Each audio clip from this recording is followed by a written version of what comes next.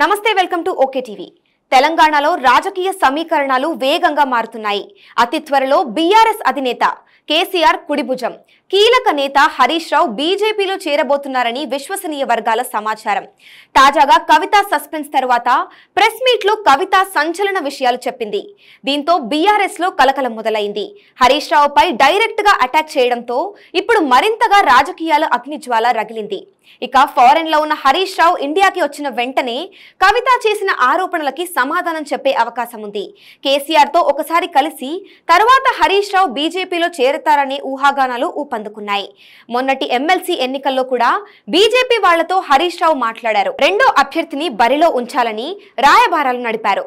హుజూరాబాద్ ఉప ఎన్నికల్లో ఈటెల రాజేందర్ ను గెలిపించిందే హరీష్ రావు. హరీష్ రావు నక్కజిత్తులను గమనించాలని కేసీఆర్ ను కవిత కోరుకున్నారు. హరీష్ రావే ట్రబుల్ ని క్రియేట్ చేసి అతనే ట్రబుల్ ని సాల్వ్ చేసే డ్రామాలాడతారని కవిత అనడంతో హరీష్ రావు తీవ్ర మనస్తాపం చెందినట్లు తెలుస్తోంది.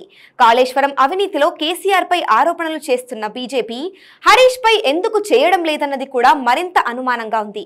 కేంద్ర స్థాయిలో హరీష్ రావుకి సపోర్ట్ ఉందన్నది జగమరిగిన సత్యం. గతంలో బీజేపీ నాయకులు బండి సంజయ్, రఘునందన్ రావులు చెప్పిన మాటలు కూడా హరీష్ రావు బీజేపీలో చేరతారనే విషయానికి క్లూ ఇచ్చినట్లు అనిపిస్తోంది. ఏదేమైనా అతి త్వరలో ఈ విషయంపై ఫుల్ క్లారిటీ రానుంది.